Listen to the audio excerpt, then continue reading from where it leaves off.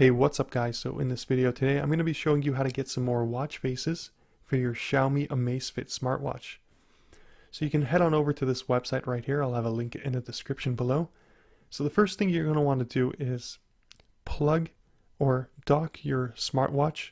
Dock it into the provided dock that Xiaomi ships out with the watch. Plug that into the USB port on your laptop or PC.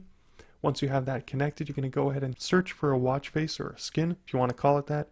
On this website, they have hundreds or maybe even thousands. And once you find a watch face that you like, you're going to go ahead and click on See Details, and then you're going to click on Download.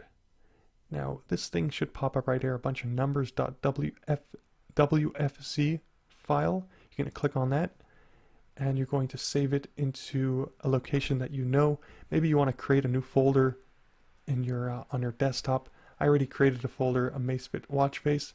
So anyway, save it to somewhere where you can find it. So I'm going to go ahead and click on Save. And now let's go ahead and head on to my desktop. So once you have the watch face saved onto your PC, you're going to go ahead and open up the Amazfit folder. Now within the folder, you should see watch face.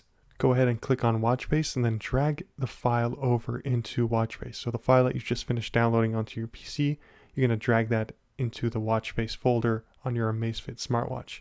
So once you're done with that, the skin should now be on your watch. So now head on over to your watch, and if you swipe from the top to the bottom and head into Common all the way on the right side, then scroll down to Watchface. If you click on that and you swipe all the way to the end, you will see the new Watchface that you just installed onto your watch.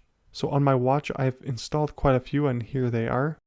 So that's how you do it. That's how you install a new watch face onto your Amazfit smartwatch. Anyway, that's going to be it for this video tutorial. Hopefully you guys did find this video helpful. If you did, please do leave a like. Thank you guys for watching, and I'll catch you in my next video.